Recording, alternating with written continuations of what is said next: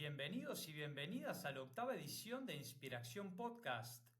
Con gran alegría les comparto la entrevista junto a Nahuel Lema, cofundador de Coder House, startup EdTech con más de 350.000 graduados. Nahuel es un apasionado de la educación. Cree que la formación continua es la palanca que impulsa a las sociedades a tener más y mejores oportunidades. Por eso se sumó a Coder House, donde mediante su trayectoria como desarrollador logró crear las bases tecnológicas que llevaron a Coder House a posicionarse como la plataforma de educación en vivo más grande de Latinoamérica. Actualmente trabaja construyendo puentes entre organizaciones, empresas y gobiernos con Coder House para que puedan formar a sus colaboradores en las habilidades digitales que el mercado demanda. Estoy feliz de compartirles este contenido donde hablamos sobre lecciones y consejos para emprendedores emergentes de startups, comerciales y desarrolladores. Lecciones que le hubiera gustado saber en los inicios de su carrera. Algunos desafíos de escalar Coder House de valor para otros emprendedores. Algunos de sus aprendizajes de levantar capital de ángeles inversores como David Vélez y fondos de inversión como Monashis y Rich Capital. Convicciones sobre qué aprender, customizaciones ad hoc, o sea, personalizadas para clientes y asesorar a potenciales clientes. Valor y aplicabilidad actualmente de la inteligencia artificial en la educación y mucho más. Buen día, Nahue. Es una gran alegría tenerte por aquí en Inspiración Podcast. ¿Cómo estás? Todo bien, Adolfo, todo bien. Con un gran día por delante, estamos en una etapa ahora muy tempranita de la mañana y nos queda todavía un día larguísimo, aportando muchísimo valor y tratando de ayudar a tantos clientes como se pueda. Entonces, para empezar, me encantaría que comiences por contarnos, especialmente para quienes no te conocen, un poco sobre ti y tu trayectoria en el ecosistema startup. Muy bien, excelente consulta, excelente pregunta y excelente disparador. Mi relación con el mundo startup comienza hace no tanto tiempo como uno puede llegar a creer, porque vengo del mundo, no sé si corporativo, pero sí de alguna manera de empresas grandes, de grandes cantidades de empleados, tanto a nivel nacional aquí en Argentina o a nivel internacional. Y a partir de ahí empecé a hacer mi carrera como desarrollador. Programé muchísimos años de mi vida y sigo programando, pero de hobby porque es como andar en bicicleta. Me empiezo a relacionar con el mundo startup, quizás cuando aquí en Argentina empezó a aparecer esa palabra en sí, y empezó a aparecer otros términos y otras formas de trabajar, o quizás algunas tendencias que se empezaron a aflorar de un momento para el otro, y creo que fueron distintas pistas que la vida me fue dando, como compañeros con los cuales yo trabajaba, que de repente decidieran como, bueno, vamos a abrir nuestro propio emprendimiento, vamos a hacer nuestro software factory, vamos a desarrollar aplicaciones, bueno, distintas otras afirmaciones, intenciones y sucesos que se fueron dando hace más de 10 años, estoy hablando, ¿eh? Estamos en el 2025 y esto a mí me llega en el 2012, 2013, 2014 y poco a poco me voy dando cuenta que en mi trayectoria empiezo a relacionarme más con estas personas que estaban haciendo algo diferente y bueno, va pasando mucho tiempo y vi reduciendo en cantidad de empleados en la misma compañía en la que yo trabajaba. Así como trabajé en empresas que tenían miles, empecé a caer progresivamente a trabajar en lugares cada vez más pequeños, llegando a lo más cercano, quizás a una startup, con algunas diferencias, que es trabajar en pymes, donde mi impacto como desarrollador era abismal porque no había tantos recursos, éramos pocas personas y cada línea de código que uno aportaba terminaba ayudando a la organización en alguno de los objetivos que vaya a tener. Y esa última o penúltima experiencia o anteúltima experiencia laboral relacionada al mundo más tradicional de empresas, de pymes bueno, empresas por el estilo, terminó derivando en dar mis primeros pasos dentro del concepto de startup, que el concepto de startup, a diferencia de una pyme quizás, es que tenga un componente exponencial y ese fue mi llegada a Coder, donde éramos 5 en una mesa. A diferencia de otras pymes que éramos, no sé, 40, 50, que me parecía re poquita gente, 5 en una mesa fue un extremo abismal y ahí entendí lo que era el ecosistema startup aquí en Argentina, las, los ecosistemas donde se daban eran en coworking principalmente y ahí empecé mi relación con el mundo startup, emprendedor y bueno, este tipo de tendencias. Tremendo, tremendo. Muy buena intro. Me gustaría comenzar también esta primera pregunta con un breve contexto y después con una pregunta. La verdad es que desde que te sumaste en los comienzos de Coder House, noté que han impactado y ya cuentan con más de 350.000 graduados, lo cual me parece increíble y súper inspirador. Entonces me gustaría comenzar por preguntarte, considerando el camino recorrido, ¿cuáles serían tus mejores consejos para las nuevas generaciones de emprendedores de startups, también para los que dudan, para los que sueñan con emprender y construir startups sólidas? Pregunta muy amplia, con un montón de matices, y ahí justo mencionabas una metáfora que a mí me gusta, que es el camino recorrido. Cada camino es único, no hay manuales del éxito, porque si no lo perseguiríamos todos y seríamos todos mega exitosos, lo cual no suele suceder, la verdad que no, y creo que va a ser uno de los temas que vamos a tratar más adelante. En esa forma de inspirar hay un par de detalles muy importantes. Uno es que, por ejemplo, yo no me considero emprendedor, jamás lo consideré. Creo que tuve algunos momentos donde sí me consideraba emprendedor, pero comparándome con emprendedores y conversando y trabajando con emprendedores, es súper importante determinar algunos roles. Uno puede tener, por ejemplo, el rol de visionario, el rol de comercial, y tiene que haber otro rol donde uno sea el ejecutor, la persona que técnicamente puede llevar adelante algún tipo de desarrollo, implementación o simplemente materializar la idea. Entonces, dentro de esos dos roles, claramente me siento más identificado con el segundo, la persona que generalista, que pueda hacer lo que sea necesario, tanto físicamente o programado o de manera programable, para poder llevar adelante la visión de un emprendedor principalmente. Y en ese camino recorrido me sirve mucho identificar este tipo de habilidades. ¿Por qué? Perdón. Porque está bueno, de alguna manera, encasillarse, diciendo, bueno, esto es lo que yo soy muy bueno y voy a desarrollar mis fortalezas para poder seguir desarrollándolas, y mis debilidades no compensarlas ni destinarle demasiado tiempo en mejorar. Simplemente con el defender se alcanza. Por tanto, uno de los primeros aprendizajes es no ser bueno en absolutamente todo. Por eso para mí está derecho directo al fracaso, porque al reconocer en qué uno es bueno, trata de buscar habilidades complementarias en las demás personas. Y esas otras personas son muy buenas donde uno no es bueno. Que quizás es una conclusión muy elemental, pero hay muchas personas que no lo hacen así. O por lo menos me doy cuenta conversando con otras personas que le dedican mucho tiempo a tareas que no aportan mucho valor. La verdad que cada uno tiene que encontrar dónde aporta más valor y exponencializarlo, y si es posible, contratar o pedirle ayuda a personas que sí saben lo que saben hacer y que han desarrollado o han destinado muchísimo tiempo en desarrollar esa fortaleza en la que uno es ampliamente débil o no ha desarrollado ningún tipo de habilidad con respecto a eso.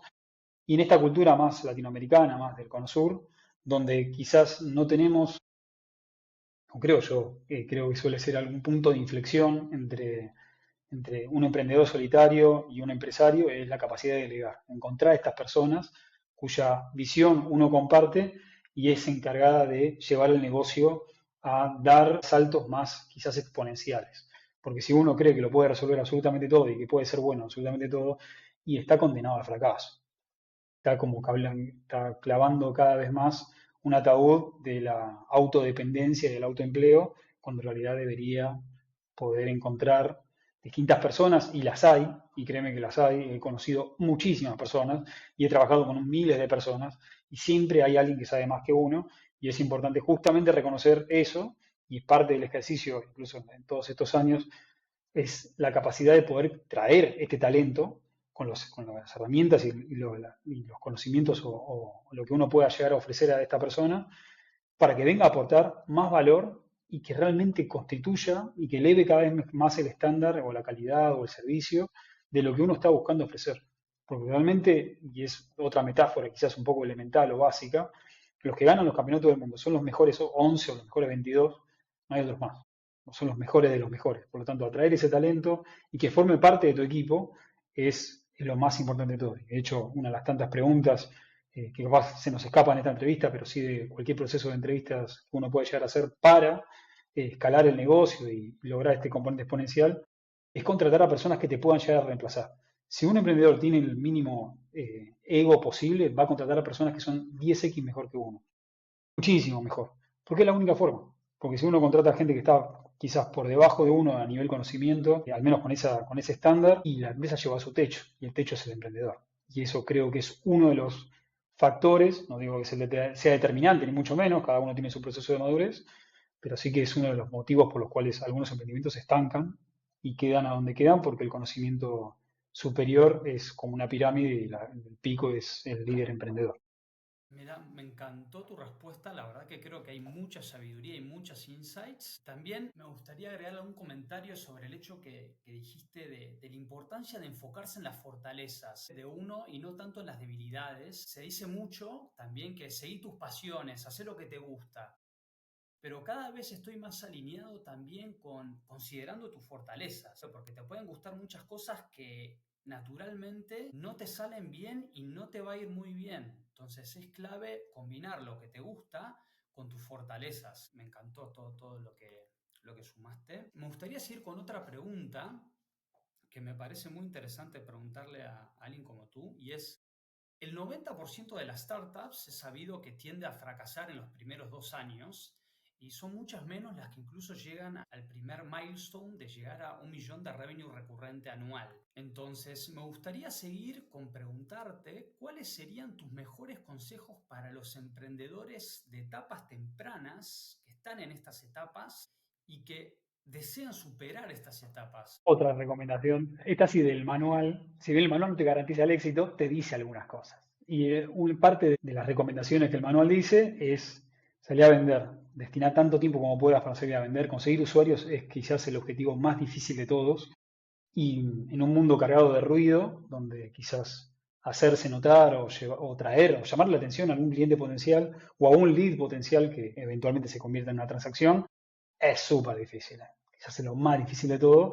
Y muchas startups que quizás nunca lleguemos a conocer se quedan en la etapa previa, en la etapa de total desarrollo, de generando una idea, de cambiándole los colores, de seguir iterando internamente, cuando el gran desafío, la gran barrera es justamente superar esa barrera y lograr ese primer cliente, esa primera transacción, no que tu mamá te compre tu solución, ¿no? Como escaparse del primer círculo, sino ir al segundo, tercero o cuarto círculo de personas que no te conocen, que encuentran muchísimo valor en lo que uno tiene para aportar al mundo. Quizás no llegues al millón de revenue anual ni en el primero, ni en el segundo, ni en el tercero, y capaz tardes un montón en llegar, pero superar la primera barrera de bueno, esto le sirve a alguien y ese alguien está dispuesto a pagarme por eso, porque los leads, tener cuentas gratuitas, eso no aporta absolutamente nada. Lo que aporta es que realmente te paguen por tu solución y eso suele ser una de las grandes barreras. Parte del 10%, del 90% de los motivos por los cuales estas 90 y pico por ciento de las empresas fracasan es por no lograr un cash flow positivo, de estar quizás o regalando su producto o su servicio, o no lograr ese product market fit, o simplemente nunca salir a venderlo, nunca aprovechar cada oportunidad para promocionarlo, para salir a, de nuevo, vender, que es la palabra creo que clave, la más importante de todas, de autopromocionarse, de hacerte autobombo, estar constantemente hablando de lo bueno que es tu producto o tu servicio, de las soluciones que ofrece, de los beneficios que ofrece, y de cómo hace que el trabajo, la vida, la solución que uno vaya a ofrecer de una forma mejor, con algún tipo de beneficio. Y creo que hoy hay muchísimo ruido que uno hace para que llamar la atención a estos potenciales clientes. Hay muchos que no lo logran y hay que seguir iterando hasta que poder lograrlo.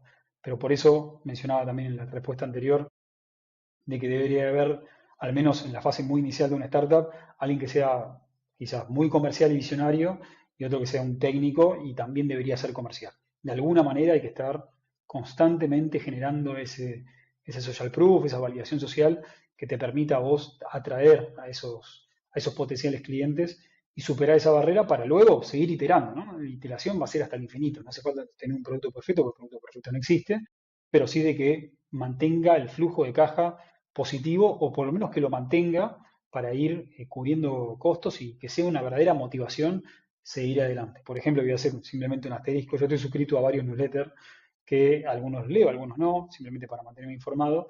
Y muchos, sobre todo uno, perdón, voy a mencionar que es el que tengo más presente, que me hace un resumen de muchísimas SaaS y soluciones así muy sencillas que resuelven algún que otro problema. Y cada tanto en ese newsletter ponen que tal startup cerró o que tal solución ya no, que queda descontinuada y que busca comprador. Algunos te ponen el link como, bueno, si querés comprar esta solución te queda acá a mano. De hecho, hay un marketplace de eso, uno puede comprar prácticamente cualquier cosa, porque hay muchas startups que nunca llegan al product market fit, jamás. Y después de intentarlo mucho tiempo, la motivación se empieza a decaer. Por lo tanto, mientras la motivación esté alta, hay que apalancarse en lo que sea para poder conseguir esos clientes, que se traduzcan en ventas y que esas ventas mantengan la motivación lo más alta posible. Porque si las ventas no se si los leads no caen, las ventas no se traducen y empezamos a tener un problema de flujo de caja, la motivación empieza a decaer y ahí donde empiezan a aparecer estas metáforas de que no hay marinero de agua dulce y estas cuestiones de que uno se tiene que salir a curtir al mar. Bueno, este tipo de metáforas sirve justamente porque cuando las cosas van bien, todo va bien, pero cuando las cosas van mal, hay que ver cómo salir de ahí. Y muchos decidirán no continuar y forman parte de ese 90 y tanto % de startups que no. Muchas gracias por compartir tantas insights. Me gustaría seguir con otra pregunta que consiste en que me llamó la atención de tu perfil que has sido líder técnico, CTO, y también que hace más de 2 años y medio te enfocas en lo comercial. Entonces, habiendo llevado ambos sombreros en Coder House exitosamente, me gustaría seguir con preguntarte, también pensando en personas comerciales y técnicas que se suman a las startups en etapas tempranas, considerando tu trayectoria, ¿qué aprendiste sobre ventas y tecnología que te hubiera gustado saber desde los inicios de tu carrera? Creo que en mi caso, y seguramente la persona que nos está escuchando del otro lado puede llegar a sentir algún tipo de matiz o alguna forma de resonar con este tipo de situaciones. Yo programé durante muchos años, muchísimos años, y conocí programadores, pero tope de gama, de lo mejor, y reconozco, justo hilando un poco con la primera de las respuestas, o la segunda también, donde uno tiene que reconocer hasta dónde puede llegar, y uno tiene que reconocer hasta, bueno, esto es lo que yo tenía para aportar. Tenía mucho conocimiento del negocio, porque al final del día los pilares los construí yo, pero había mucha gente que lo dijo, bueno, acá esto hay que agregarle, que ponerle esteroides y hacerlo super pro, y tal cual. Y no, a veces no tuve la visión, no lo supe ver. Y otras personas sí lo supieron ver y había que dar ese camino al costado en ese camino de líder técnico de una multinacional o lo que yo había imaginado en algún momento para darle el paso a ver a gente que ya había transitado parte de ese camino o ya lo había hecho, porque era la posibilidad de que el negocio siga avanzando. Si yo me mantenía al liderazgo del área técnica, no sé dónde estaríamos porque las historias paralelas no existen, pero sí de que probablemente no haya sido tan próspero como lo fue. Porque cuando empezamos a traer, o tuvimos la capacidad de empezar a contratar personas que habían recorrido, que habían tenido mucha experiencia y que habían hecho otro tipo de logros en la vida, cuando trajimos a los primeros líderes técnicos o constituimos el primer equipo de liderazgo técnico, eran personas muy buenas, súper capaces que vieron la oportunidad de decir, no, pero acá hay que hacer esto y acá hay que hacer esto otro. Y de esa manera fuimos sorteando un montón de obstáculos que quizás con el conocimiento que yo tenía en aquel entonces hubiese sido muy difícil, porque capaz que no los veía, la verdad que no. Y mejor que aprovechar que otro que ya transitó ese camino para saltearse un par de escalones o por lo menos transitarlo de una manera más cómoda. Y eso, creo que va por ese lado, ¿no? Dar un poco del ego afuera y pensar en una misión un poco más altruista y pensar en eso. Y en ese camino también sentía yo como parte, yo ya tengo 37, me vengo reinventando hace bastante tiempo, sentía que ya había pasado un ciclo. Como que programar sin duda es como andar en bicicleta para mí, me encanta programar y programo de hobby, pero tenía que buscar otra forma de reinventar. Y una cosa llevó a la otra, creo que el camino natural, al final del día, el río siempre encuentra su cauce, y dejé que las cosas vayan fluyendo y me terminé derivando, una cosa llevó a la otra y terminé en el área de Coder House para empresas, donde Coder House para empresas lo que hacemos es ofrecer distintos tipos de servicios relacionados a claramente formarse a distintos colaboradores y hoy es donde participo activamente, pero en paralelo también muchas iniciativas de comunidad y muchas formas de conectar para con nuestros estudiantes, para con nuestras alianzas y distintas iniciativas que vamos llevando adelante. Por lo tanto, siempre un rol poco generalista. No es que no lo haga, no lo hacía antes, pero había que dejar de hacer algo para poder poner el foco más a otras nuevas responsabilidades. Y creo que es un cambio, al menos positivo, porque me invita a mí a reinventarme. Y de hecho hago un pequeño asterisco también, o un paréntesis, que recuerdo haber escuchado una entrevista hace muchos años de alguien, un líder del Mercado Libre que sigue estando todavía desde los inicios prácticamente, y que él decía que cuando le hacían la pregunta de cuántos roles tuvo dentro de Mercado Libre en los 20 y pico de años, dijo, tuvo un montón, porque Mercado Libre también cambió, un montón. Y en Coder también. Coder ya tiene 10 años, yo estoy hace 9 años. El Coder de hoy es abismalmente diferente al Coder que daba clases a 50 personas por mes. Hoy damos clases a 25.000 personas por mes Cambiaron un montón de aspectos, cambiaron personas, cambiaron equipos, cambiaron tecnologías, cambiaron procesos, cambiaron metodologías. Es totalmente distinto. No te digo que es el agua y el aceite, pero sí de que hay un proceso iterativo que invita a tomar todo con perspectiva y que cada nuevo año, cada nueva situación es completamente distinta. Por lo tanto, si bien mis roles fueron cambiando y los sombreros algunas veces se fueron acumulando y otras veces los fui repartiendo entre distintas personas más idóneas para el rol, nunca es lo mismo y siempre está bueno contar nuevas historias. Así que creo que cualquier persona que esté en proceso de reinventarse, más allá de técnico, comercial o cualquier otra área, siempre se puede aprender algo y siempre se puede desarrollar una nueva habilidad más. Y de alguna manera no buscaba yo encasillarme en algo en particular. Creo que es algo también muy propio mío, ¿no? De hacer ese camino literal, lineal y continuo, sino de ir saltando, saltando, como una metáfora también de, ay, ¿cómo era la rana? Bueno, no importa. Ya me acuerdo. Donde vas encontrando tu lugar a medida que el tiempo avanza y uno va encontrando nuevos intereses. Y me parece que es importante. Y sobre la venta, siempre. No hay nada mejor que vender y que ofrecer un servicio que le puede literalmente cambiar la vida, como vos mencionabas, a más de 350.000 personas. Qué mejor que hacerlo. Y lo hago con todo el orgullo y con toda la pasión y siempre que voy a algún tipo de, como que me invitan a algún tipo de participación como esta, mayor de los agrados, porque sé que del otro lado capaz que hay alguien que se siente de alguna manera inspirado o motivado o dispara algún tipo de necesidad que pueda llegar a ser compensada con el servicio que nosotros ofrecemos. Tremendo todo lo que contás. Y justo esta siguiente pregunta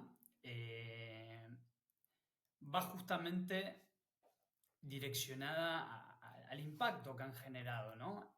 La verdad que escalar Coder House desde que entraste al gigante que es hoy, a formar 25.000 personas por mes, es increíble, pero también debe haber implicado grandes desafíos. Entonces me gustaría, si podrías seguir con compartirnos cuáles fueron algunos de los principales desafíos de escalar Coder House que podrían ser de valor para otros emprendedores que desean escalar. Esta es una de las tantas, al menos cicatrices que yo tengo de todos estos años, que fue, porque Coder House, si bien hoy es ampliamente conocido o reconocido por ser cursos online en vivo, nunca fue, no siempre fue así, por supuesto que no, dábamos cursos presenciales y eso fue claramente una transición, ¿no? Ahí hablando de que Coder no es el mismo de hoy que hace 10 años atrás, y en todo ese camino, cuando yo me sumé, fue justamente para escalar, automatizar y agilizar las operaciones, que era básicamente lo que yo me dediqué toda mi vida. Digo, antes de la vida corporativa, las empresas contratan a otras empresas para hacer este tipo de desarrollos o algún tipo de desarrollo similar, y ese es el expertise que yo tenía. Y en ese camino me fui dando cuenta, y ya mirando, obviamente con el diario del lunes estuvo bastante evidente, de que cuando tocó los momentos de explosiva, creo que no llegué a estar a la altura de poder darle más y mejores herramientas a las personas para que puedan ejecutar mejor sus trabajos. Entonces, ¿qué significaba esto? Tardamos, o por lo menos yo tardé, esto es meramente culpa mía, si bien teníamos un montón de información y la recolectábamos y siempre fuimos muy obsesivos con los feedback y tratar de medir absolutamente todo para poder iterar en extremo, creo que no llegábamos a ser lo suficientemente eficientes como el negocio estaba demandando. Y eso tuvimos que compensarlo con distintas formas de poder resolverlo de alguna manera, ¿no? Las personas empezaron a desarrollar sus propias soluciones o por lo menos empezaron a externalizar algunas herramientas, que creo que tardé un poco más en verlo hasta que lo vi con la absoluta claridad y después bueno, fue todo cableado por completo, ¿no? ¿Y con qué me refiero a esto? Para reducir algún tipo de abstracción, que no hace falta desarrollarlo todo, así como hablábamos hace un ratito de no desarrollar fortalezas o sobre desarrollar fortalezas o desarrollar debilidades, mejor apalancarse en herramientas que ya existen. Hoy con el diario del lunes es muy evidente, pero hace 10 años si me hubiese dicho, bueno, conecta todo a Locker Studio o a Power BI, seguramente no hubiese sido tan claro. Hoy es clarísimo, hace ya varios años que lo es, y muchas de nuestras herramientas están conectadas a herramientas que resuelven un problema particular de una forma exponencial.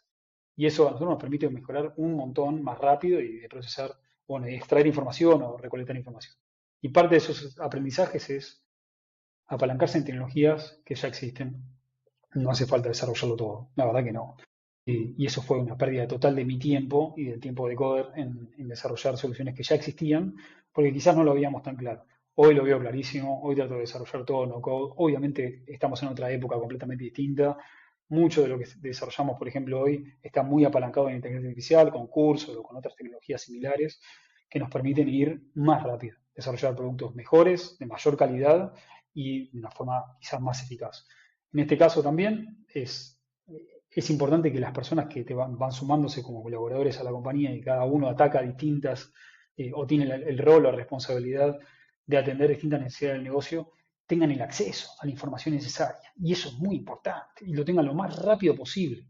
¿Por qué? Porque sin duda no queremos no creemos en la burocracia en extremo, como que hay que, no sé, levantar una solicitud para acceder a tal registro, no, sino que lo tengan lo mayor rápidamente disponible, como una cultura medianamente de DevOps, y que de esa manera les permita acceder a la información para poder hacer mejor su trabajo, para que puedan proyectar, para que puedan planificar, para que puedan ejecutar y puedan integrar en extremo. Y que cada una de estas personas pueda tener un nivel de independencia lo más alto posible y desarrollar esas soluciones, si bien las hicimos, muchas de nosotros las hicimos custom, o por lo menos las desarrollamos nosotros con nuestro software interno, poco a poco fuimos migrando todo eso a soluciones más particulares y que resuelven ese problema. Creo que hoy, no sé si hoy ya tanto, y capaz se reivindicó durante un par de años, no fue tan así, revitalizar un poco el producto no code y revitalizar un poco el producto desarrollado con AI o apalancarse en soluciones que no requieran desarrollar algo 100% custom. Porque si tu solución es extremadamente custom, estás manteniendo algo que se va a morir en el tiempo. Y mejor a veces que haya un tercero o una software, una B2B SaaS o un SaaS o algo por el estilo, que ya lo haga y lo haga extremadamente bien y a uno le permita escalar X. Porque ahí está la verdadera ventaja. Así como pareciera ser que en los próximos años o meses, nunca se sabe, van a aparecer estos founders, estos emprendedores con pequeñas estructuras que facturan un montón de dinero apalancados en soluciones hechas con AI o hechas con no-code o simplemente apalancados con soluciones que ya existen, donde la propuesta de valor en sí es lo que esta persona o este emprendimiento viene a aportar y no tanto la herramienta en sí. La herramienta en sí es un complemento a la solución. De hecho, por ejemplo, nuestras clases son en vivo, las damos a través de Zoom. En algún momento, hace muchos años, pensamos en que capaz podíamos agilizar esa comunicación, capaz de hacerlo más directo y apalancarnos mucho en unas soluciones que Zoom tiene. Para nuestra propuesta de valor no se acomodaba tanto. Pero, por ejemplo, hay otras empresas que lo hacen, así como con Zoom, con Meet, con Teams, con todo, ¿no? Como que buscan esa solución y no, al final del día la propuesta de valor es una relación profesor-estudiante o estudiantes donde se imparte algún tipo de valor, por lo menos en nuestro negocio, ¿no? En nuestra vertical o en nuestra área o nuestro sector. Pero hay muchas otras soluciones donde la barrera de entrada va bajando. Por ejemplo, conozco startups que, más allá de la solución que ofrecen, acceden directamente o le dan la solución a la necesidad puntual, reduciendo la mayor cantidad de fricción posible. No es que, por ejemplo, que últimamente se está poniendo bastante popular y puede ser un caso interesante, no hace falta quizá desarrollar una app para impartir algún tipo de conocimiento o hacerle llegar a tu cliente determinada solución. Muchas de estas nuevas B2B SaaS o soluciones parecidas directamente se conectan a tu sistema. Puede ser un WhatsApp, puede ser un Teams, puede ser un Slack, puede ser algo por el estilo. Entonces, utiliza tu herramienta de, en este caso, comunicación, pero podría ser otro tipo de integración, para brindarte el servicio que ellos ofrecen. Por tanto, ahí hay como una flexibilidad interesante a explorar. Imagínate que en algún momento, quizás en el futuro, no necesitemos Zoom. Digamos, lo importante es comunicar eso. Por lo tanto, yo creo, conecto Zoom con WhatsApp, video, qué sé yo, estoy inventando algo por ahora mismo, y las clases se imparten por WhatsApp porque el usuario final usa WhatsApp. Entonces, me apalanco en tecnologías que ya existen para poder brindar la solución o que nosotros impartimos, que en este caso es educación, y quizás me desvíe un poco de tema, pero me gustaría como ir mencionando todos estos puntillos que son bastante importantes. No, la verdad que tremendo todo lo que comentás. Creo que le puede ser de gran utilidad a muchos emprendedores que necesitan esas perspectivas, especialmente los emergentes que no tienen tu camino recorrido, capaz no tienen esa capacidad de tanto foco, adaptabilidad, flexibilidad, ejecución, cambio constante. Creo que hay una combinación de arte y ciencia en todo eso que comentás que claramente dominás muy bien. Entonces me encantó tu respuesta. Me gustaría seguir con una siguiente pregunta que Me intriga tu respuesta y es que la verdad es que al ver en detalle tu perfil de LinkedIn me llamó la atención la cantidad de estudios, cursos, masterclasses que hiciste, todos los autores, profesores que mencionás. Claramente creo que tenés la convicción de la importancia del aprendizaje continuo y me gustaría que nos compartas cuáles son tus convicciones actuales respecto al valor de la educación y el aprendizaje continuo en tiempos de tanta innovación y disrupción. Compleja pregunta, pero también muy interesante y hasta podría decir que filosófica. Creo que estamos en una época, y esto también es evidente, no estoy trayendo nada nuevo a la mesa, donde hay un cambio abismal. Digo, estamos viviendo lo que aparentemente pareciera ser otra nueva revolución industrial, nos toca de manera contemporánea y hay que adaptarse. Hay que adaptarse, no solo para reivindicar habilidades pasadas, sino para adquirir habilidades nuevas. Y en ese camino, considero, no solo por estar en este sector, sino por la forma en la que yo soy, o por lo menos con la forma en la que me formaron a mí y a mi hermano, o a mi hermano y a mí, formarnos continuamente. No nos queda otra.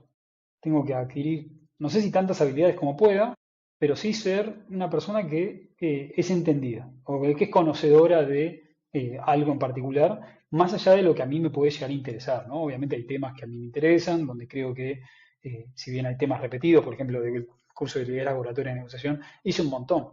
Y cada profesor o cada profesora o cada temario los abordó de distinta manera, capaz los mismos conceptos o de distinta forma.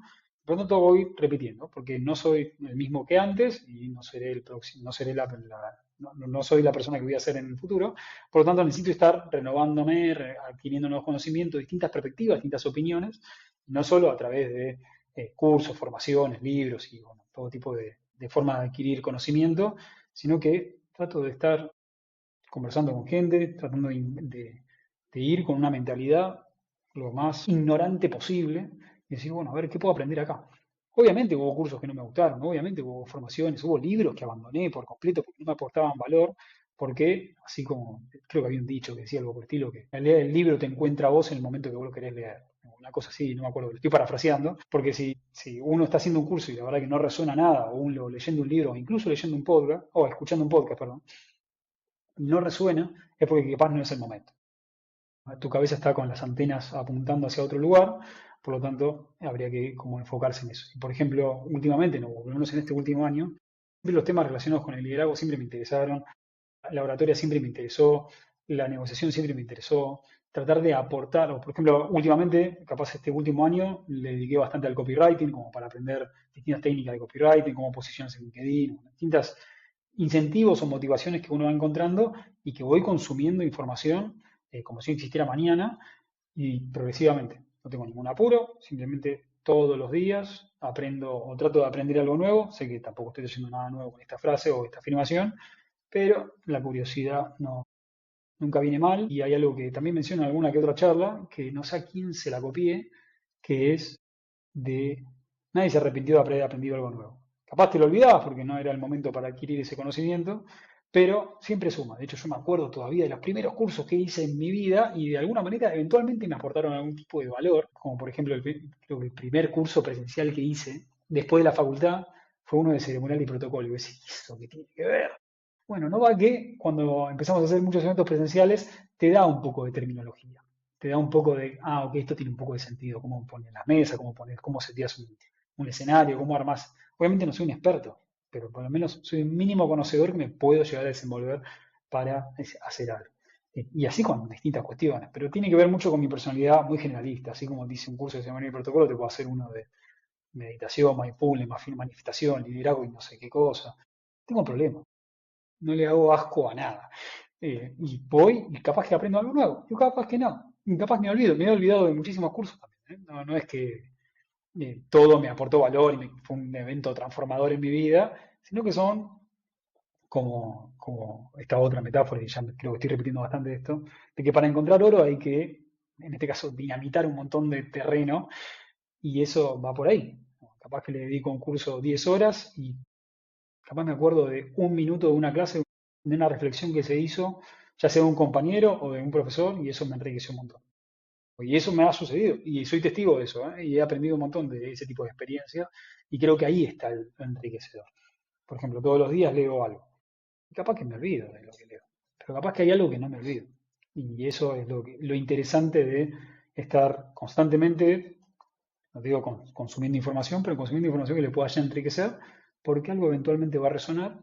Y capaz no te cambia la vida, o capaz no me cambia la vida, pero hace que mi vida sea un poco más enriquecedora. Por eso hago muchísimos cursos y me enorgullece mucho hacerlo porque no solo es mi CV, es mi persona, casualmente mi LinkedIn, es mi bitácora de viaje. Yo no tengo problema en compartir, porque es mi viaje. Si al resto no le gusta, no me interesa.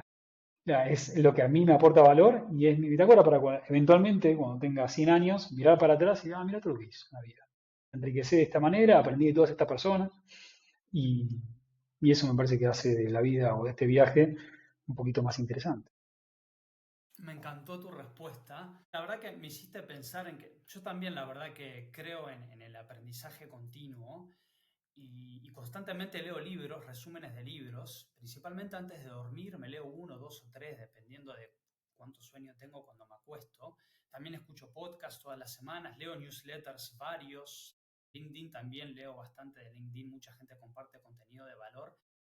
Y por más que de la mayoría me olvido, no sé si a la semana o a las 2 semanas, el 95% o 99% me lo olvido, me he encontrado con que todo lo que vas aprendiendo te va formando. Es como que también leí, no me acuerdo dónde, que cada vez que aprendes cosas nuevas va generando como que conexiones neuronales y se te expande el cerebro. Y por más que te olvidas de la mayoría, cognitivamente y tus habilidades y tus decisiones de cada día son impactadas por todo lo que has aprendido en el pasado, por más de lo que no te acuerdas de la mayoría. Creo que hay mucha sabiduría en todo lo que dijiste y que, bueno, ojalá que inspire a más personas a estar constantemente aprendiendo. Esta otra pregunta que me parece muy interesante hacerte es, pensando en jóvenes comerciales, personas técnicas, con todo tu conocimiento, tu sabiduría, tu camino recorrido, ¿qué crees hoy que deberían enfocarse en aprender que no se enseña o se enseña poco en la academia tradicional, estos jóvenes comerciales o técnicos? Habría que ver qué se enseña en la academia tradicional, que creo que todo se está reinventando de alguna manera, porque empiezan a entrar nuevos eslabones en la cadena de valor.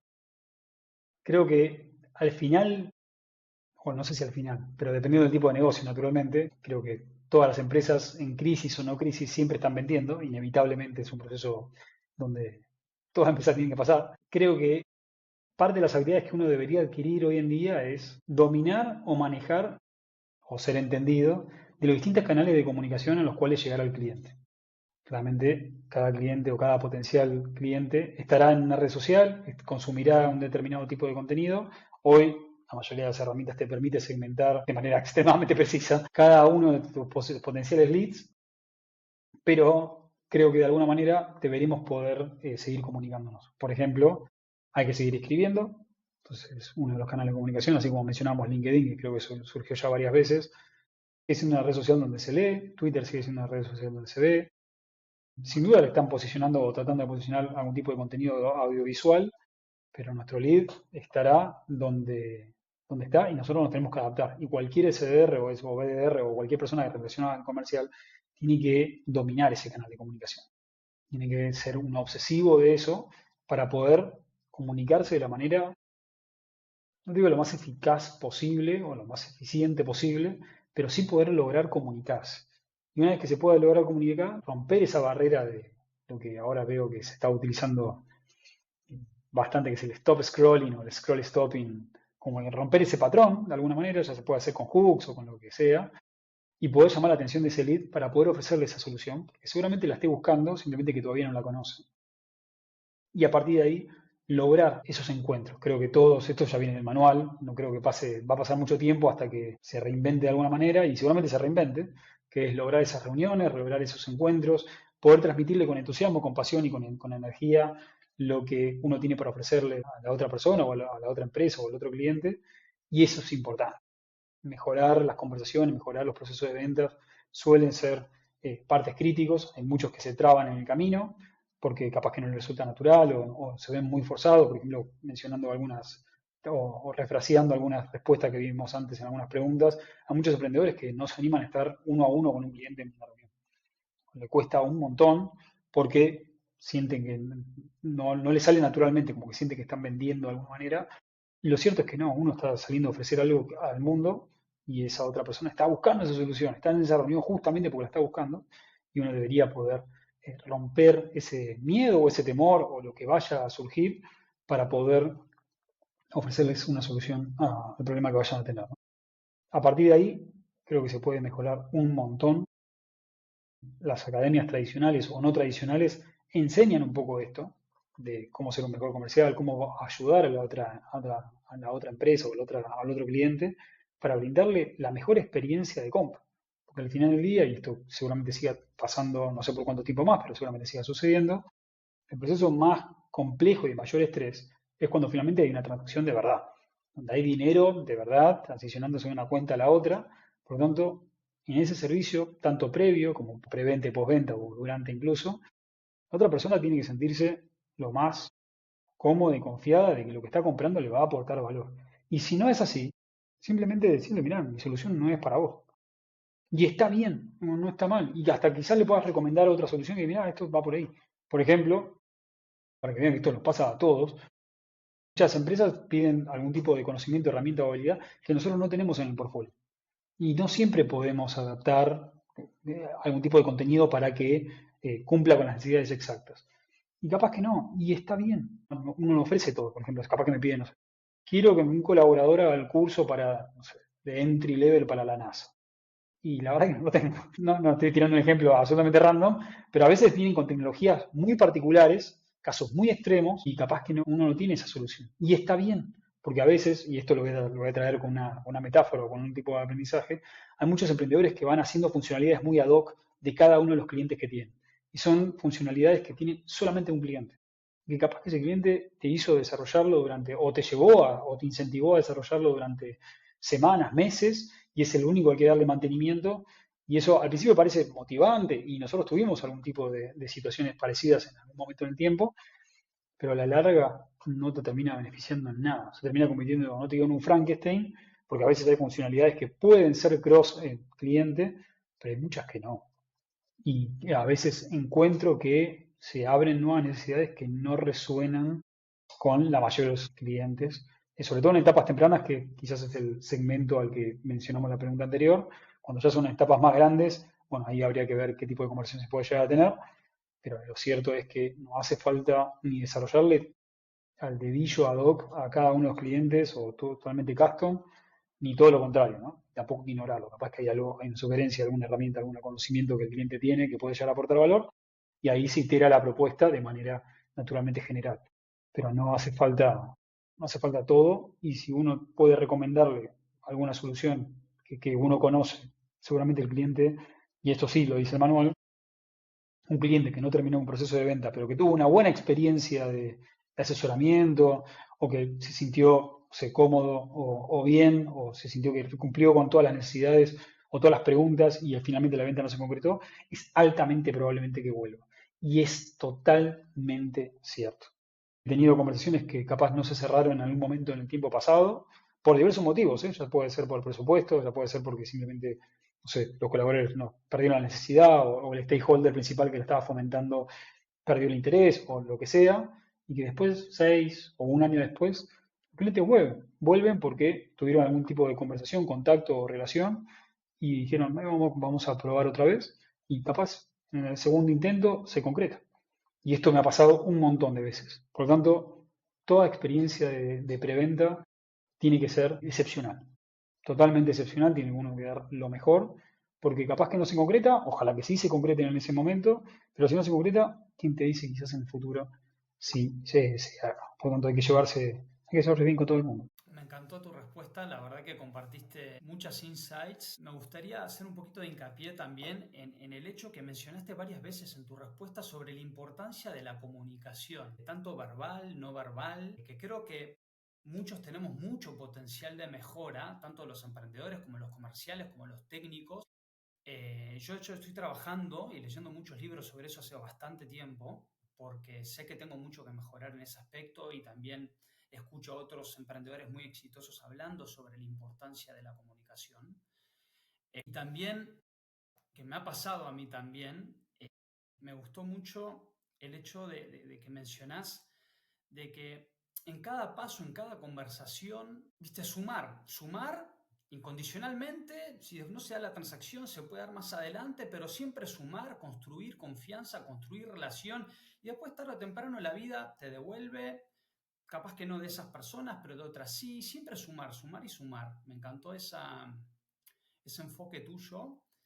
Eh, y también el hecho de que yo creo que les debe pasar a muchísimos emprendedores que en etapas tempranas hacen muchas cosas ad hoc y no se enfocan tanto en realmente lo que tiene potencial de escalabilidad y favorecer a la mayoría de los usuarios, y eso seguramente genera varios tipos de problemas en etapas tempranas, y espero que inspire a otras personas a que piensen detenidamente sobre esto antes de decir que sí por la urgencia o la necesidad que suele haber en etapas tempranas. Siguiente pregunta que me gustaría abarcar contigo es que, como bien sabes, se está hablando de inteligencia artificial las 24 horas, del impacto en toda industria, en todo rol, y me gustaría que nos compartas tus opiniones sobre ¿cómo ves el valor, la aplicabilidad de la inteligencia artificial actualmente en la educación? Altísima filosofía en el medio. Esto no es algo más del montón, de lo que estamos viviendo es evidente, no estoy trayendo tampoco nada nuevo sobre la mesa. Estamos viendo una revolución que comenzó hace ya muchos años, pero que se materializó en los últimos 2 o 3 años quizás y alcanzó su masividad, tal y como mencionás. Ya la 24/7 se convirtió en un contenido evergreen. Mucho de ese contenido más relacionado quizás al entretenimiento, ya sea generación de memes o lo que sea, donde hasta tu abuela puede generar memes con AI desde WhatsApp. Entonces, de alguna manera, todo se volvió masivo, extremadamente masivo, pero en esa masividad también hay que detectar estas pequeñas pepitas de oro que la AI está dando solución, ¿no? Hay un montón de emprendimientos que están pivoteando o están encontrando soluciones internas para ofrecer a sus clientes o a sus proveedores o incluso desarrollos internos para apalancarse en muchas áreas internas de la compañía y dándole servicio a los proveedores y o profesores o proveedores o estudiantes para que puedan tener una mejor experiencia incluso y ser más eficientes en cada uno de los puntos de contacto, nos ayuda un montón. Claramente, cada inteligencia artificial o cada solución que nosotros utilizamos tiene su alcance, tiene su proceso y tiene su posible resultado, y de alguna manera, en todos los eslabones de la cadena de valor pasa esto. Y está pasando en todas las empresas. No es algo particular de alguna industria, sector. A nosotros nos llaman desde empresas de logística hasta de construcción para ver cómo pueden hacer esto, cómo pueden implementar AI, cómo pueden apalancarse en algo, qué herramientas hay que usar, cómo pueden mejorar de alguna manera sus procesos internos, porque así como antaño, y creo que tenemos la misma edad, creo que vos también lo viviste, cuando se llamaba la transformación digital, estábamos con después vino el Big Data y bueno, terminologías así muy de otra época, hoy volvió y volvió con todo. Hoy una pyme que no está implementando procesos de inteligencia artificial, ya sea que lo utilice a través de una herramienta externa o de manera interna, se está quedando un poco atrás. Está quedándose un poco atrás de la ola. No digo que estar surfeando arriba de todo, pero sí de que no hay que ignorarlo. Esto es absolutamente evidente. Y en la educación, como para retomar la pregunta, sin duda, apalancándonos, en nuestro caso apalancándonos en la creación de contenido, en la mejora del contenido, en que el contenido sea cada vez más personalizado, más enfocado, más concreto, tratar de buscar la forma de que el tiempo de las personas, que es limitado y escaso y realmente está poniendo muchísimo esfuerzo en adquirir algún tipo de conocimiento, herramienta o habilidad, que eso se amortice en que nosotros podamos brindarle la mayor facilidad y la mayor personalización posible para que pueda adquirir ese conocimiento, herramienta o habilidad, ya sea mediante videos, ya sea mediante texto, ya sea mediante ejercicios prácticos, ya sea mediante ayuda virtual, ya sea mediante las herramientas que vayamos a desarrollar, no solo para el estudiante, sino para que el profesor también o los tutores puedan hacer mejor su trabajo y puedan seguir rindiendo un servicio de altísima calidad e incluso más. Por lo tanto, hay que desarrollar un montón de soluciones que quizás no son tan sexys o no tienen no se ven de cara al público, pero sí que hay que destinarle tiempo y esfuerzo a desarrollarlas. Y así muchas empresas están haciendo exactamente lo mismo para resolver problemas que hoy, y también refraseando alguna de las respuestas que veníamos conversando anteriormente, Trae ese factor exponencial, quizás no en el negocio, pero sí en una tarea. Y esto también se hablaba en la premisa de la transformación digital. Hoy, hoy por hoy está muy común o están dándose a conocer los agentes y tratar de automatizar en extremo algunas tareas, algunas responsabilidades, dependiendo del alcance que tenga la gente, pero poco a poco empieza a haber soluciones internas de cada compañía que hace que un rol o una tarea, particularmente una tarea, desaparezca por completo porque su resultado es 10x, con mayor precisión, mayor eficacia, mayor volumen, lo que sea, y está a un clic de distancia. Y eso es una gran ventaja, es una ventaja competitiva abismal que está al alcance de prácticamente cualquier persona. Y eso sí es importante. Yo, por ejemplo, que lo trato de traerlo como caso, no voy a ignorar los agentes, tengo mis propios agentes que me sintetizan o me simplifican algunas tareas y está perfecto. Y es como tiene que ser. Es el entorno laboral en el que estamos. Cada colaborador o cada empresa tiene que democratizar el acceso a eso para que pueda desarrollar una propia creatividad y algunas soluciones que le permitan hacer mejor su tarea y de manera más cómoda y que amortice mejor su tiempo, su esfuerzo en alcanzar algún tipo de objetivo. Creo que eso es algo que hoy forma parte de nuestro día a día y que es inevitable, no solo en el sector educativo, sino en todas las compañías que lo puedan implementar y creo que está al alcance de la mano de cualquiera. Es imposible negarlo y hacerlo a un lado. Sí, comparto totalmente. Es increíble cómo se está democratizando y bajando los costos cada año que pasa. Bueno, el arte está, la ciencia está en saber, identificar qué usar, cuándo y muchas cosas más que mencionaste y que seguramente dominas muy bien también. Me gustaría seguir con una siguiente pregunta que me parece muy interesante. Noté que has sido mentor de startups en Emprelatam, en Growth Rockstar. No sé si además seguís siendo mentor ahora, pero me gustaría preguntarte dos preguntas sobre este tema. ¿Qué impacto han tenido las mentorías en Nahuel Lema y en Coder House? Y la segunda es, ¿cuál sería tu mensaje para las nuevas generaciones de emprendedores respecto al valor? Creo que de todas las mentorías que hice y sigo haciendo, siempre se repite el patrón que justamente alguna de las respuestas que estuvimos imponiendo hace un tiempo es todos en algún momento estamos totalmente perdidos. Bueno, inevitablemente. Tenemos un conocimiento base, alcanzamos determinados hitos, pero el camino llega un momento donde empieza a ser un poco más difuminado. No está tan claro el norte y uno debería tener la humildad o reconocerlo y buscar personas que puedan haber llegado a transitar ese camino. Un camino paralelo, por supuesto, no todos los caminos son iguales, pero sí de que hayan tenido algún tipo de experiencia futura que lo pueda traer al momento presente. Y parte de las mentorías, tirando de memoria, por supuesto, que fueron un montón, creo que muchas de ellas estaban relacionadas a eso. Tengo X problema, no sé cómo resolverlo, estoy indagando y estoy hablando con distintas personas que me cuenten su experiencia. En pocas palabras y haciendo como una especie de prompt, bueno, básicamente sería eso. En muchos de los casos fue, estoy en tal industria, tengo tales problemas, no estoy pudiendo lograr este tipo de objetivos que tengo planteados y estoy intentando esto. ¿Qué más puedo hacer? ¿O qué estoy haciendo mal? ¿O qué crees que estoy haciendo mal? Bueno, distintas otras disparadores para que alimente la conversión. Y ahí, desde pequeño lugar, es siempre con mi manual, los manuales son unipersonales, digo, nada, esto es lo que nosotros intentamos, lo que yo intenté, de esta manera logramos esto, de esta manera logramos esto otro, esto funcionó, esto no funcionó, pero de nuevo, cada receta es única, momentos pasados no garantizan momentos futuros, por lo tanto, es válido volver a intentarlo. Porque lo dice el manual, naturalmente, pero el manual no te garantiza el éxito. Entonces, esto va por ahí y en todos estos años, y que todavía me siguen llamando para varias mentorías, trato de compartir eso, con el mayor altruismo posible.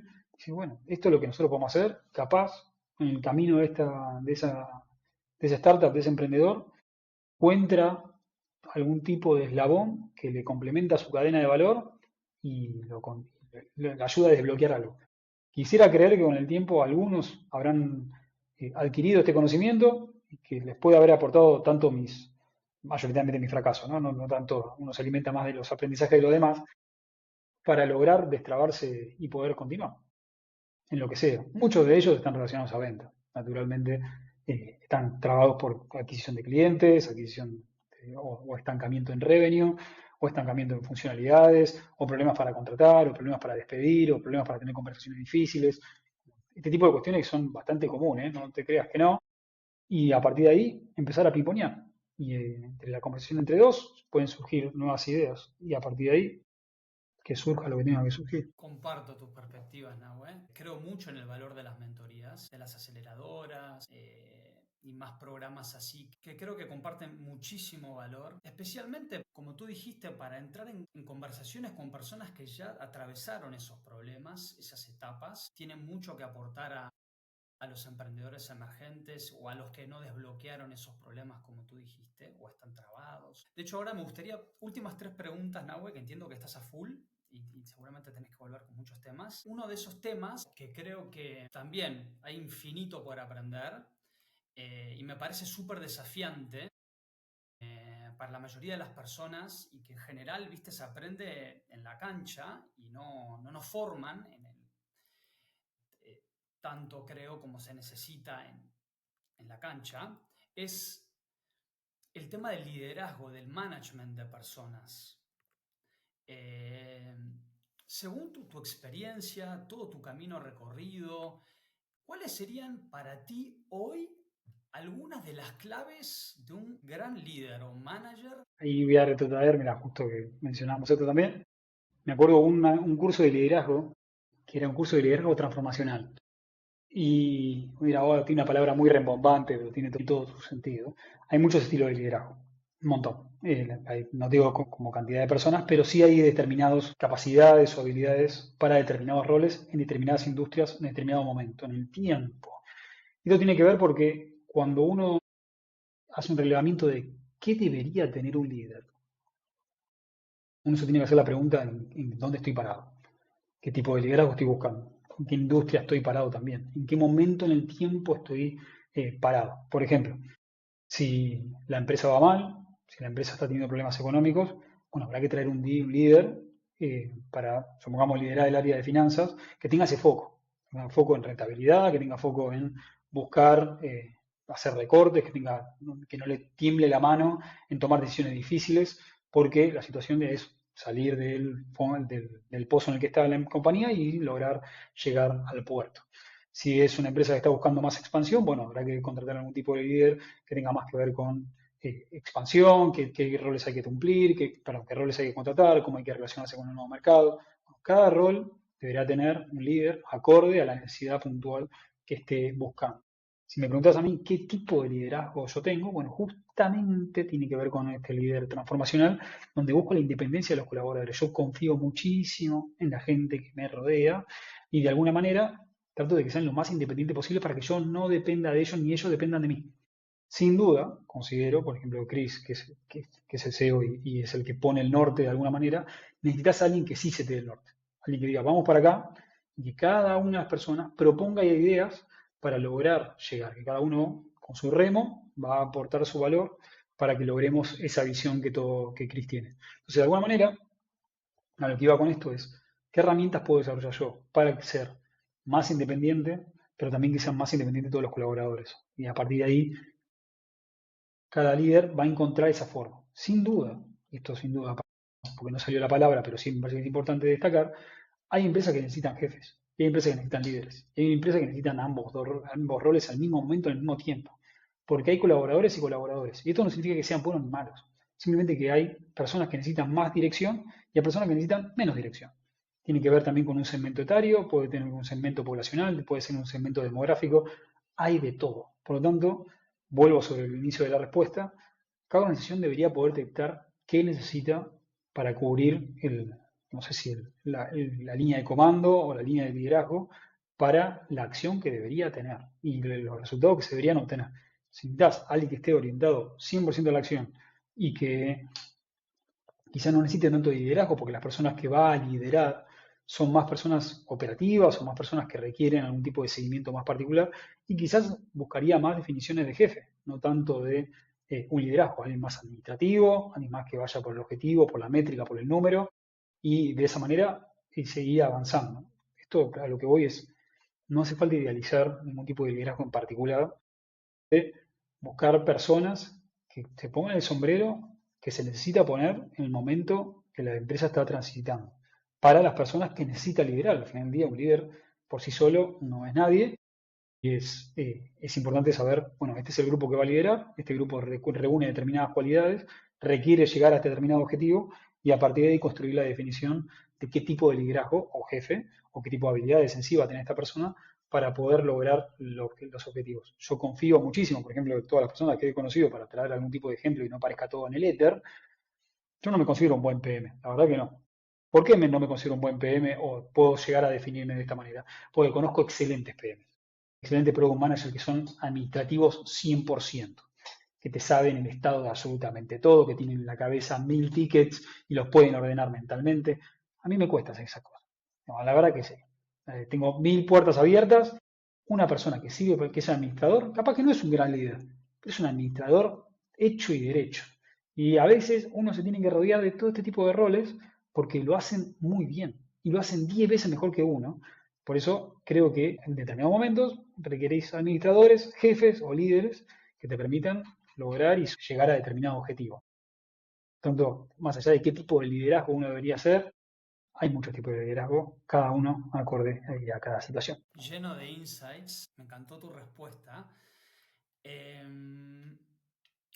Otra pregunta que me parece muy interesante hacerte y pensando también en la audiencia es que la verdad es que como líder de Coder House y en todo tu camino recorrido, creo que la carga debe haber sido grande también, del grado de responsabilidad, estrés, lidiar con la incertidumbre, las disrupciones, etcétera. Me gustaría que nos compartas un poco sobre algunas claves de cómo te has mentalizado, los pilares, los hábitos en los que te apoyás para recargarte y permitirte mantenerte trabajando a tan alto nivel.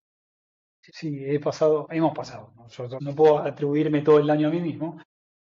Todos hemos pasado por distintos momentos bastante críticos, donde el pico de estrés era altísimo, donde las caras son largas, donde ya el humor no es no es tan común, pero todos los días sale el sol, siempre que llovió paró, y bueno, inevitablemente todo esto avanza. Hay momentos muy duros y es altamente probablemente que todos los tengamos. Y es inevitable, va a haber días muy largos, noches muy cortas y noches muy cortas y días muy largos.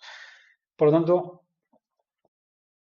siempre hay que buscar la forma de que uno pueda conectar con uno mismo.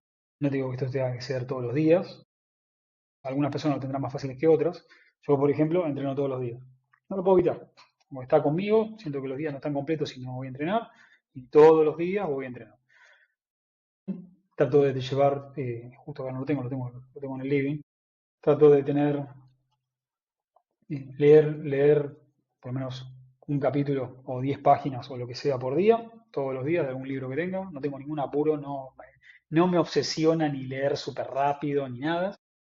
Trato de, antes de comenzar a trabajar, poder complementarme con algún tipo de conocimiento y escribir una hoja por día. Siempre fue algo que no lo hice con tanta frecuencia. Se suele decir que hay que hacerlo a la noche para descargar todas las tensiones y como dar por cerrado el día. A mí, honestamente, estoy más despierto a la mañana, siempre fui una persona muy madrugadora. Prefiero arrancar el día entrenando, leyendo y escribiendo esta hojita muy diaria que parece como muy flower power, pero ayuda por lo menos a sacar eh, algunos temas que uno puede llegar a tener rondando en la cabeza y que estar pudiendo rumiar y mejor materializarlas en una hoja o 2 hojas o la cantidad de que sean. Por lo tanto, en estas conclusiones que uno puede negociar, que incluso en los momentos más difíciles, trato de tener mis no negociables. O a entrenar voy todos los días. Ya estoy en si bien lo hago desde siempre, quizás hubo momentos donde le di muchísima prioridad porque así lo demandaba, ¿no? Era necesario en ese momento hacerlo de esta manera, que no entrenaba y dejé que me deteriorara o no le pude encontrar la consistencia.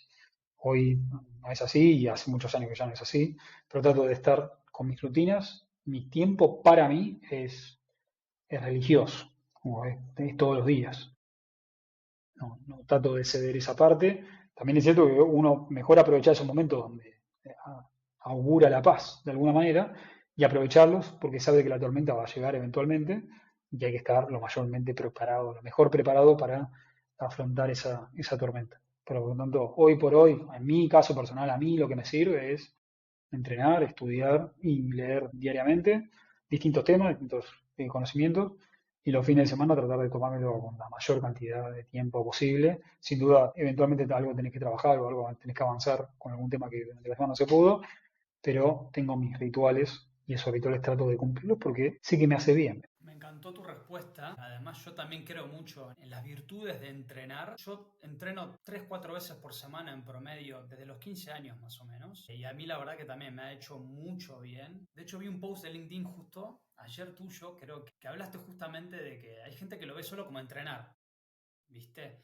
Y los beneficios que te da psicológicamente, más allá de físicamente, yo creo que también he leído de muchos emprendedores y otras personas expertas en los temas del impacto que tiene a nivel cognitivo, en tu psicología, en tus amortiguadores, en reaccionar mejor, en tener más pausas antes de hablar. El deporte para mí es fundamental y espero que inspire a más emprendedores a tener esos no negociables por lo menos 3 veces por semana y también leer. Leer creo que también ayuda muchísimo en esos aspectos. Así que qué bueno que en este espacio hayas compartido esos no negociables, esos hábitos que alguien como tú, que tiene tanto impacto, que realmente vea ese valor y ese impacto en su rutina diaria. Para finalizar, Nahue, me gustaría hacerte una última pregunta que creo que podría ser de mucho valor para muchos emprendedores en etapas tempranas o particularmente levantando capital o con el deseo de levantar capital o proyectándolo. Entonces la pregunta sería, viendo un poco en internet, me encontré con que levantaron, por ejemplo, una ronda de inversión de 13,5 millones de dólares en el 2021. También noté que además tuvieron el privilegio y la capacidad de pasar por Y Combinator, contar con inversiones de UTech Ventures, Monashis, David Vélez y Hugo Barra, lo cual son todos hitos increíbles y muy difíciles de lograr. Entonces creo que sería buenísimo si podríamos finalizar la entrevista con que nos compartas algunos de tus principales aprendizajes, pensando en emprendedores emergentes, sobre el levantamiento de capital. Hoy, otra pregunta que con el diario del lunes parece todo como muy obvio, muy fácil. En ese momento, todas estas rondas enormes, es cierto que Cristian Patiño se lo puso al hombro, estuvo como muy enfocado en eso durante mucho tiempo. Esto parece como se da de un día para el otro, la verdad que no. Esto lleva tiempo, lleva bastante tiempo. Y lograr encontrar inversores, lograr encontrar personas que confíen en la solución que uno está proponiendo al mundo es difícil, no es tan fácil. Piensan que hay muchas startups en el mundo, millones, un recurso inagotable, y inversores no hay tantos. Y si bien parece que hay muchos, bueno, capital también hay que destinarlo en algunas startups. Y en todo ese camino, lo que fui aprendiendo, porque de nuevo, si bien hay tips, recomendaciones, el manual complicado, la idea, creo, es poder encontrar con referentes que conecten con la marca. Si son referentes, justo ahí mencionaste 2 o 3 nombres, podrías haber mencionado cualquiera, pero mencionaste justo 2 o 3 que son referentes quizás mundiales en sus respectivos segmentos, pero que también son muy conocidos en el mundo de los inversores, fondos de inversión, o el VC, o bueno, todo este tipo de fondos de capital. En esa historia, lo que fui adquiriendo como aprendizajes y de las cosas que se fueron intentando fueron conectar con estas personas. Que estas personas, de alguna manera, hagan la intro, que vengas recomendado por, si conseguís que estas personas pongan un capital muy semilla, como Angel Investors, o que sean mentores o inversores muy minoritarios, pero sí que firmen quizás un SAFE o algún documento similar, eso te valida muchísimo más. Y si te permiten agregarlos al deck dentro de tu pitch de ventas, naturalmente mejor. Por lo tanto, como bullets de alguna manera, lograr el social proof, ser validado por gente de la industria o gente de tu segmento, gente de reconocimiento dentro de los fondos que invierten en el segmento particular. Por ejemplo, justo en nuestro caso capaz que es un poco más border, pero hay fondos que invierten en determinadas verticales, en determinados segmentos y son especialistas en eso y tienen toda una estructura alrededor que va relacionada a esto. Por ejemplo, vos mencionaste que levantamos una ronda, si bien fue liderada por Monagis y fue el que aportó la mayor capital, el segundo gran inversor fue Rich Capital y Rich Capital solo invierte en educación. Todas, si uno hace el ejercicio de meterse en el portfolio, va a encontrar que todas las empresas que tiene son toda educación, salvo quizás alguna que otra. En cambio, Monaggis tiene un portfolio muy diversificado, con un segmento importante, ¿no? La mayoría de las empresas, si no el 90 y pico por ciento, son brasileras y el resto es latinoamericana y creo que hay alguna que otra americana por ahí dando vuelta, ¿no? Por lo tanto, cada fondo tiene como un foco, tiene una tesis y a partir de ahí busca canalizar ese dinero en distintos emprendimientos, distintas empresas con algún objetivo particular. Por lo tanto, para retomar la respuesta es de encontrar estos referentes, conectar con estos referentes, pedirles consejos, pedirles recomendación, pedirles una intro, si es posible, y si les interesaría invertir, bueno, naturalmente mejor. No tiene por qué ser en este orden, lo mencioné al pasar, pero una mera recomendación o una intro abre mucho más puertas, o mejores puertas incluso, que ir en frío a un fondo de hola, quiero su dinero. Porque eso suele ir en rechazo prácticamente inmediato, a menos que tengas una propuesta absolutamente diferencial. Pero pensé que los fondos no hacen tanto inbound, por lo que tengo entendido, ¿eh? Obviamente no trabajo en un fondo, no estoy en el día a día de un fondo, pero conozco partners y LPs que lo que hacen es hacer outbound. Luego están haciendo scouting, buscando, conversando con emprendedores, más del lado de hilándolo, casualmente con muchas de las recomendaciones que fuimos conversando en esta última hora, de estar escuchando, hablando con emprendedores, viendo que está en el mundo, viendo que está en el mercado local, conectando con ellos, para luego ver si pueden ser presentados en algún fondo chico, grande, mediano, dependiendo de lo que estén buscando, ¿no? Por lo tanto, uno tiene que estar haciendo ese autobombo, tiene que estar promocionándose, tiene que estar conectando con personas que le puedan llegar a dar una mano o que sea interesante estar conectados, porque eventualmente quizás esa puerta se da y es importante estar ahí. Si uno juega en solitario, difícilmente llegue lejos. Por lo tanto, ambos caminos se empiezan a unir, ¿no? Uno tiene que hacer mucho autobombo para que los LPs o los VCs te vean y puedan conectar, porque si uno va en frío suele tener una barrera de entrada un poco más. Y esto fue lo que podría ya recomendar al respecto, pero hay de todo. En el camino, de nuevo, no hay manuales del éxito, por ejemplo, lo repito muchas veces, si hubiese sido un manual del éxito todos seríamos exitosos y la verdad que no, pero por lo menos uno puede seguir algún tipo de recomendación y esta puede ser. Buenísimo, sí, la verdad que una gran alegría y un gran privilegio en Agua poder escuchar tus historias, tus aprendizajes, tus lecciones. La verdad que aprendí mucho y espero que sea de mucho valor para muchas personas del ecosistema. Estoy seguro que va a ayudar a muchas personas. Así que simplemente terminar por decirte muchísimas gracias por pasar a sumar por Inspiración Podcast. Muchas gracias, Nahuel. Muchísimas gracias a vos, siempre un honor y un agrado y siempre me hago el tiempo para poder aportar tanto valor como pueda y más que agradecido por el espacio. Gracias por acompañarnos hasta el final del episodio. Espero que lo hayas disfrutado, que te hayas inspirado y también que te haya llevado a aprendizajes útiles. Si sientes que este episodio puede sumarle a otras personas, por favor compárteselos. Y si quieres recibir las siguientes entrevistas directamente en tu correo y aún no te has suscrito al newsletter de Inspiración Podcast, suscríbete gratis en www.inspiraacción.com.